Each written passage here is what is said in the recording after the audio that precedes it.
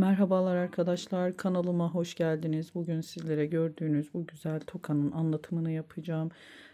Çok basit, yapımı çok kolay, görüntüsü de bir o kadar hoş bu tokayı. Şimdi sizlerle birlikte örmeye başlayalım. Ben arkasında şöyle klipsli toka hemen takarak şu beline sardım, fiyonk beline sardım kısımdan geçirdim. Siz bunu silikonla yapıştırabilirsiniz. Sadece göstermek amaçlı. Bu şekilde de rahatlıkla kullanılabilen bir toka oldu. Dilerseniz siz arka tarafına lastik kullanarak küçük lastikli toka da yapabilirsiniz. Şimdi tokamızın yapım aşamasına geçiyoruz. Hızlıca kullandığım tığ 2 milim 2 numara bir tığla öreceğim. İplerim yine koton iplerle bu tokayı yapalım. Hemen pembe ve beyaz renklerle başladım ben tokama. Siz farklı renklerini de yaparak çok güzel tokalar elde edebilirsiniz.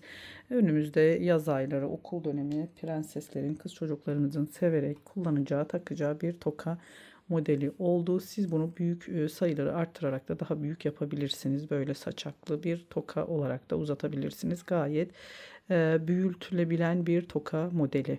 Hemen 50 zincir çekerek başlıyorum. İlk zincir düğümümü yaparak çok sık olmayan 50 adet zincir çekiyoruz. Tokamızın pembe kısmıyla, fiyon kısmıyla başlayalım.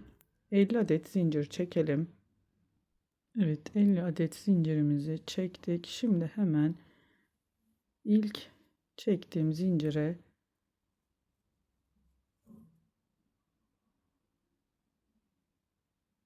şu kısımdan ekliyorum. Sabitleyip birleştirdim.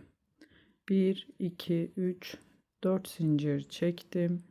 Bir tane atlıyorum, diğerine bir kutucuk yapıyorum. Trabzanlı. Bir zincir çektim, bir tane atlıyorum, diğerine bu şekilde tek dalını alarak kutucuklar yapalım. Bir tane atladım, diğer zincir içerisine iki seferde çıktığım trabzan yapıyorum. Bir tane zincir çekiyorum, bir atlayıp diğerine bu zincir sonuna kadar zincirimizin üzerine bu şekilde bir zincir atlayıp diğerine batarak iki seferde çıktığımız trabzanlarla kutucuklar oluşturuyoruz. Sonuna kadar devam edelim. Evet, sonuna kadar bakın her zincir üzerine toplamda sonuncuyu da yaptıktan sonra söyleyeceğim sizlere. 4 zincirle başlamıştık. Bir zincir çektim. Hemen üçüncü zincirin tepesine birleştiriyorum. Burada da son kutucuğumuz oluştu. Toplamda 25 adet yuvamız oldu. Yani bu şekilde kare kutular elde ettik. Hemen 1, 2, 3, 4 zincirle çekerek yine ikinci sıraya başlıyorum. Aynı şekilde alt sırada ne yaptıysak burada da ikinci sıramızda bir zincir çekiyoruz. İki seferde çıkıyoruz. Hemen diğer trabzan tepesine batıyoruz. Bir zincir çekiyoruz. Diğer trabzan tepesine iki seferde çıkarak yine ikinci sırada da böyle kare kutular elde ediyoruz. Bu ikinci sıramız, bir zincir çekiyoruz. Sonuna kadar aynı yaptığımız şekilde ilerleyelim. Yine sıra sonuna geldim. Bir zincir çekerek başını almadan hemen üçüncü zincir içerisine kapatıyorum sabitleyerek. 3 4 son sıramız, üçüncü sıramız, yine aynı şekilde örüyoruz. Başlangıçlarda sıra başlarında 4 zincir çekerek başlıyoruz. Sonrasında aralarda bir zincirle her kare kutucukların tepesine iki seferde çıktığımız trabzanlarla geçiş yapıyoruz.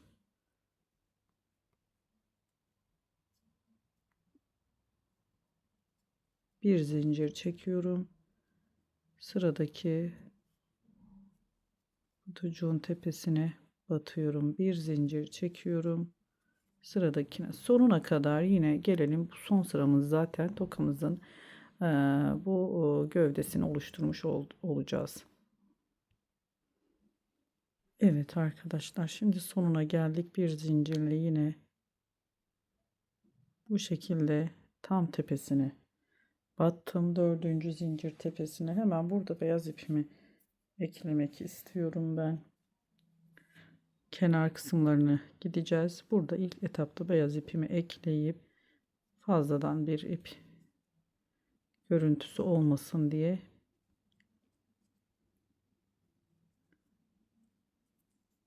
pembe ipimi biraz ördükten sonra keseceğim. Bakın buraya sabitlendi sıkıca. Hemen 2 zincir çektim.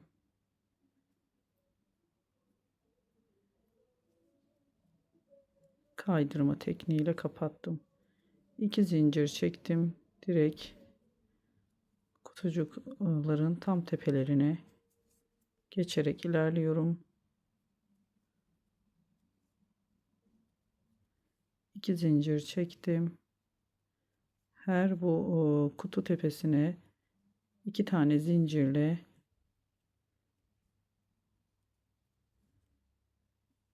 çevresini tamamen bu şekilde örüyoruz. Sonrasında diğer tarafını örüp tokamızı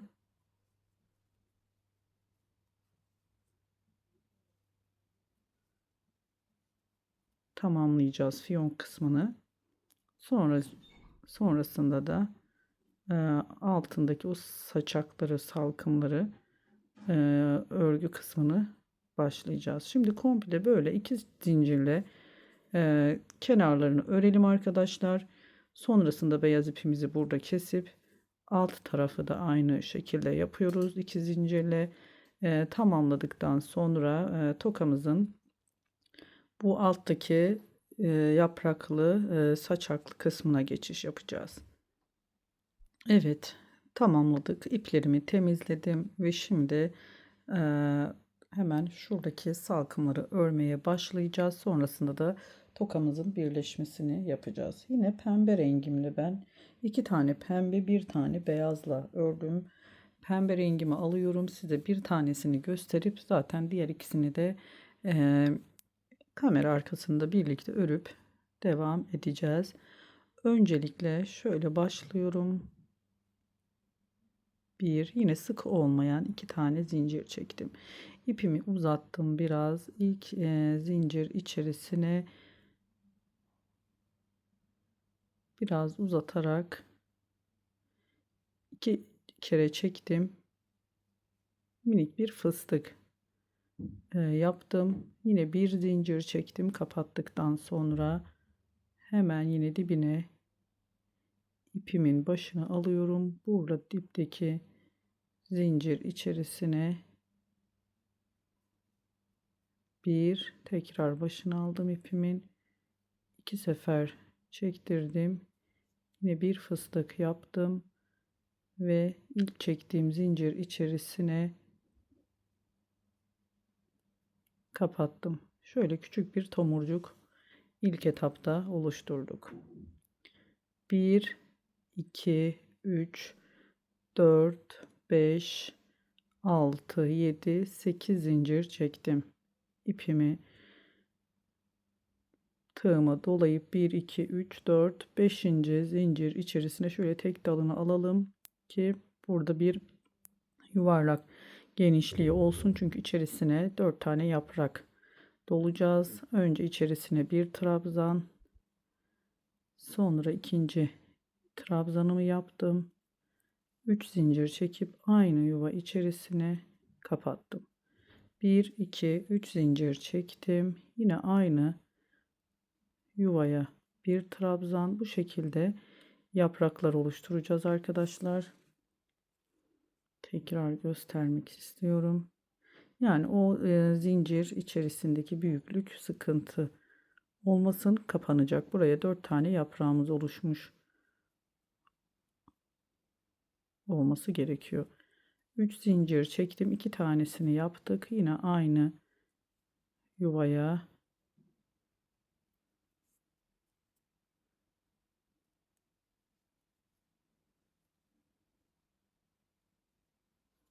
Bir, iki trabzan yapıyorum. Sonrasında yine 3 zincirle kapatıyorum. Son yaprağımı yapıyorum. 3 tane oldu. Aynı yuvaya 3 zincir çektikten sonra 2 trabzan, sonra 3 zincir çekerek yine aynı yere kapatıyorum. Şimdi de burada bakın arkadaşlar 4 tane yaprağımız oluştu. Tam ortayı bulmamız için hemen şöyle yapraklarımızın tam bu 3 zincir çektiğimiz zincirle yanına yaptığımız ilk trabzanın arasına alttan tığımızı üste doğru geçirerek bir sık iğne yapıyoruz. Sıradaki yine yaprağın ikinci yaprağında aynı kısmından ortalayıp yine bir sık iğne, yine bakın buradaki yaprağımı ördüm, sonra sıradaki yaprağıma yine 3 zincir ve yanındaki trabzan arasına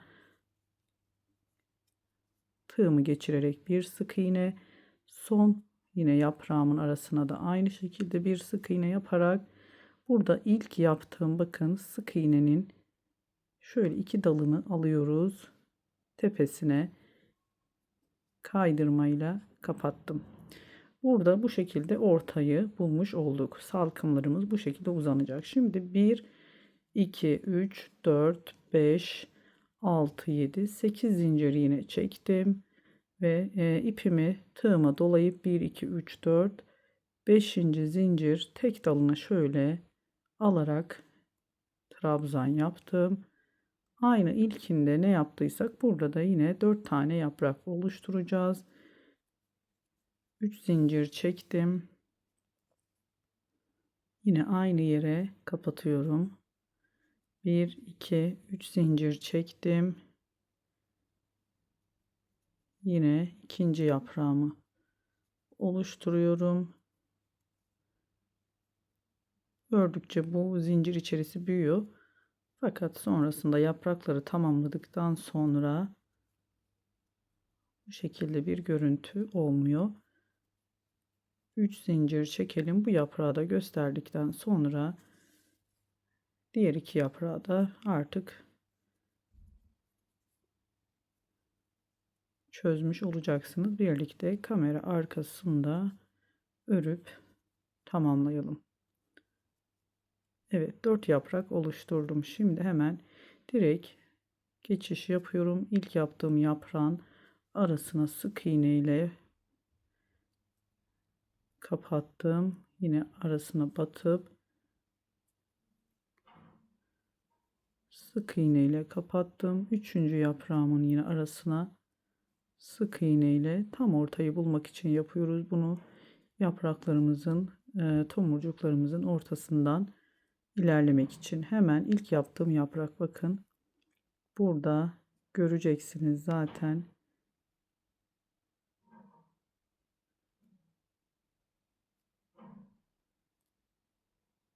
İlk yaptığım sık iğnenin şöyle iki dalına birden batıp kapattım. 1 2 3 4 5 6 7 8 zincirle yine yukarıya çıktık. Üçüncü yaprağımızı yapacağız. Bu ilk yaptığımız tomurcuk dışında toplamda 4 tane yaprağımız olacak. Böyle bir tomurcuk 2 3 tomurcuğu saymazsak bu yapraklardan 4 tane şöyle göstermek istiyorum arkadaşlar. Bakın ilk tomurcuğumuz var. 1 2 3 4 sırada böyle katlı yapraklarımızı yapalım. 2 yaprak daha yaptıktan sonra yine birlikte devamını göstereceğim. Evet, sonuna kadar tamamladım. 4 tane böyle kat kat yapraklarımızı yaptık. 4 sırada 4 katlı oldu. Hemen yine ben ortayı bulup burada 2 3 4 5 zincir çekerek ilk salkımımızı tamamlıyoruz. İpimizi biraz şöyle uzatarak uzun keselim. Çünkü bunları sonunda birleştirip 3 salkımımızı da düğüm atacağız iplerimizi. O yüzden biraz düğüm atma payı bırakalım. Şu kadar bir uzunlukta. Sonrasında yine diğer yapraklarımızı da örüp devam edelim arkadaşlar. Gördüğünüz gibi şimdi ben bu tomurcuğumun ipini temizleyip olduğu gibi böyle 3 tane hazırlayacağız.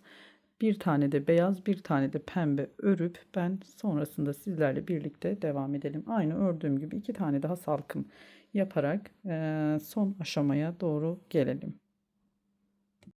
Evet arkadaşlar, tamamladım. Bakın şöyle 3 tane salkımımı örerek ortada beyaz olacak. Kenarlara ben bir tane daha bir beyaz bir de pembe örerek o uzun bıraktığım iplerle birleştirdim ve düğüm attım. Tam zincir çektim. 5 zincir tepelerine sabitleyerek düğümü iplerimi burada kestim. Şimdi tokamızın belindeki o ip kısmını sarıp bu salkımlarımızı tokamıza sabitleyeceğiz. Hemen şöyle ortalıyorum, beyaz bir ip keserek bir kez, şöyle bir iki kez ya da bir kez dolayarak ortayı bulalım.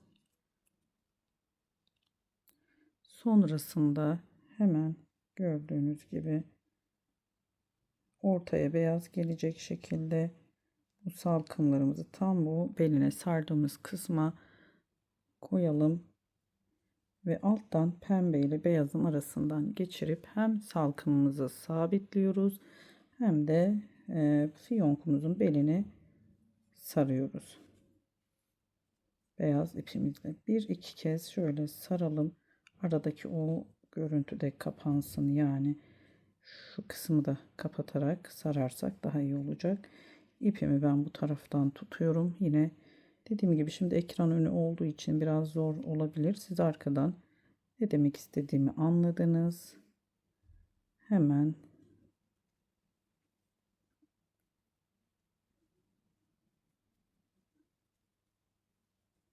diğer kısma geçiyorum. Bakın buradan da yine arayı buluyorum ve sararak şu kısmı kapatalım. Birkaç kez sarıyoruz.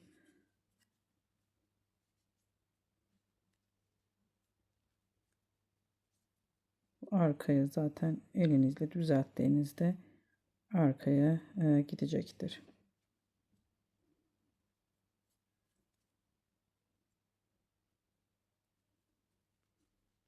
Evet. Şimdi arkadan düğümümüzü atıyoruz. Bakın sarma işlemimiz bitti. Maksat o salkımları fiyonkun üzerine sabitlemek. 2 düğüm attım. Gördüğünüz gibi siz daha sonra daha güzel, ben yaptım ama birazcık bir bozukluk oldu. Şu arkaya doğru gidecektir, zaten görünmeyecek. Şöyle salkımlarımız tokamızın ucunda, arka tarafta yine gizleyelim iyice sararak. Ben şöyle klipsi diğer de, tokadan göstermek istiyorum. Yaptığım tokadan klipsi şöyle sardım, beline sardım, şu beyaz ip arasına geçirerek takarak bu şekilde de kullanabilirsiniz. Yine takıp şöyle toka altlarına şu taraflara, şu kısımlara silikon sıkarak da şöyle tamamının yapışmasını da sağlayarak daha sağlam bir toka elde edebilirsiniz. Dilerseniz de lastik buraya dikerek ya da yapıştırarak yine silikon yardımıyla lastikli olarak da kullanabilirsiniz bu tokayı.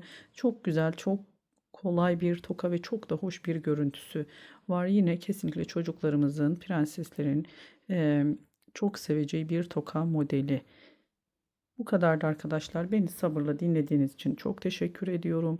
Başka bir videoda görüşmek ümidiyle. Hoşça kalın. Allah'a emanet olun. Videolarımı beğenip yorum yaparsanız çok mutlu olurum. Destek amaçlı yorumlarınıza, bütün merak ettiklerinize YouTube üzerinden cevap vermeye çalışıyorum elimden geldiğince. Görüşmek ümidiyle.